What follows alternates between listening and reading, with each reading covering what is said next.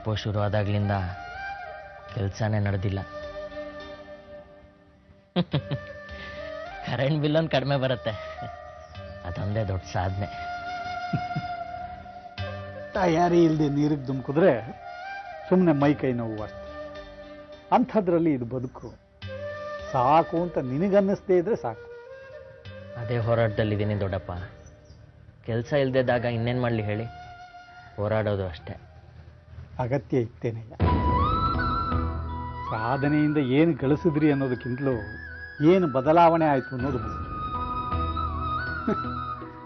ಏನು ಬದಲಾಯಿಸಿಲ್ಲ.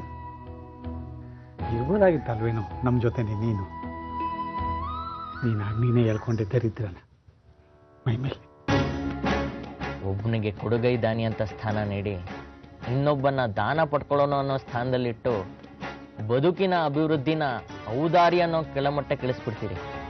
ಆತ್ಮಾಭಿಮಾನ ಅನ್ನೋ ಅಹಂಕಾರ ದುರಭಿಮಾನ ಅಂತ ಗೊತ್ತಾಗೋ ವೇಳೆಗೆ ಒಂದು ಘಟ್ಟ ತಲುಪಿರಿ. ವ್ಯಂಗ್ಯ ಮಾಡಿದ್ರೆ ನೋವಾಗಲ್ವ ದೊಡ್ಡಪ್ಪ? ಬಿದ್ದಾಗ ಆಳ್ಗೊಂದು ಕಲ್ಲು ಅನ್ನೋ ಹತ್ರ ಎಲ್ಲರೂ ನಡ್ಕೊಂಡ್ರೆ ಕಿರ್ಚ್ಕೋಬೇಕು ಅನ್ಸೋದು ಸಹಜ ಅಲ್ವಾ? ಬಿಡಪ್ಪ, ಸಿದ್ಧಾಂತದ ಬದುಕು ನಿಂದು. ಹಾಗಾಗಿ ನಾನು ಅಪರಾಧಿ ಥರ ಕಾಣ್ತೀನಿ. ಹೇಗಿದೆಯಾ ಅಂತ ಕೇಳಲೇ ಇಲ್ಲ ದೊಡ್ಡಪ್ಪ ನೀವು ನನಗೆ. ಒಳ್ಳೇದಾಗ್ಲಿ. ಸೋತ್ರೆ ನಾನಿದ್ದಲ್ಲಿ ಬರಬೇಡ ಸದಾನಂದ. ಶೋಕದ ಸುದ್ದಿ ಮನಸ್ಸನ್ನು ಕುಗ್ಗಿಸುತ್ತೆ, ಸಂಭ್ರಮದ ಸುದ್ದಿ ಮನಸ್ಸನ್ನು ಹಿಗ್ಗಿಸುತ್ತೆ. ಹಿಗ್ಗಿಸ್ಕೋಬೇಕು.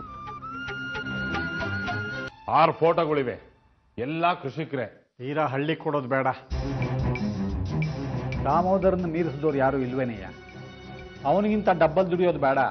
ಅವನಿಗಿಂತ 50 ಪೈಸಾ ಹೆಚ್ಚಿಗೆ ದುಡಿದ್ರೂ ಸಾಕು. 100 ರೂಪಾಯಿ ಮೇಲೆ 1 ರೂಪಾಯಿ ಇಡ್ತಾರಲ್ಲ ಹಾಗೆ ಇದಾರೆ.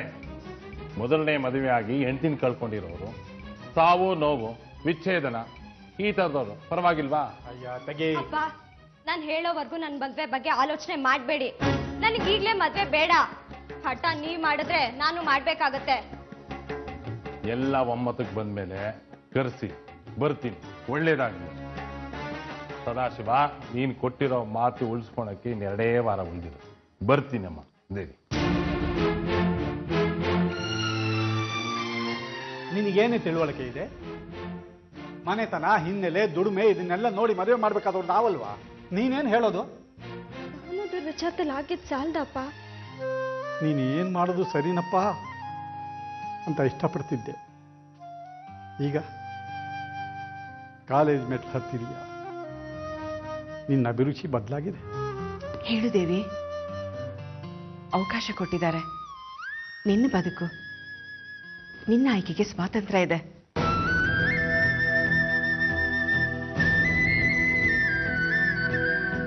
ಮಲ್ಗಿರ್ತೀನಿ, ಆಮೇಲೆ ಎಪ್ಸು. ಕಳ್ನಿದ್ದೆ. ನಿನಗೆಲ್ಲಿ ನಿದ್ದೆ ಬರುತ್ತೆ ನನಗೆ ಗೊತ್ತು. ರೇಗ್ತೀನಿ ನಾನು. ಸುಮ್ಮನೆ ಹೊಟ್ಟೋಗು. ಸುಸ್ತು, ಮಲಗಬೇಕು.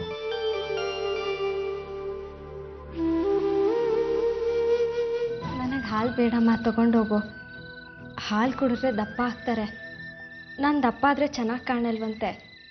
ಡುಮ್ಮಿ ಡುಸ್ಕು ಅಂತ ಕರೆದ್ರೆ ಕಷ್ಟ. ಚೆನ್ನಾಗಿ ಕಾಣಲ್ವಂತೆನಾ? ಯಾರೇ ಹಾಗಂತ ಹೇಳಿದ್ದು? ನಿನ್ನ ಮನಸ್ಸಲ್ಲಿ ಏನಾಗ್ತಿದೆ ಅಂತ ಹೇಳು. ನನ್ನ ಮೇಲೆ ಗೌರವ ಇದ್ರೆ.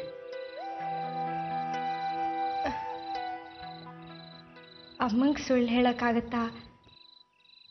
ಯಾರಿಗೂ ಹೇಳಲ್ಲ ಅಂತ ಮಾತು ಕೊಡು, ಹೇಳ್ತೀನಿ.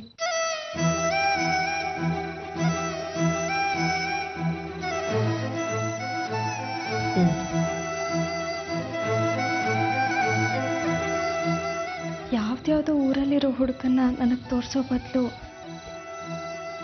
ಇದೇ ಊರಲ್ಲಿರೋ ಹುಡುಗನ್ನ ತೋರಿಸ್ಬೋದಿತ್ತು. ಇದೇ ಊರಿನ ಹುಡುಗನ? ಯಾರೇ? ಸುಚೇಂದ್ರನ ಬಗ್ಗೆ ನಿನ್ಗೇನು ಅನ್ಸುತ್ತೆ?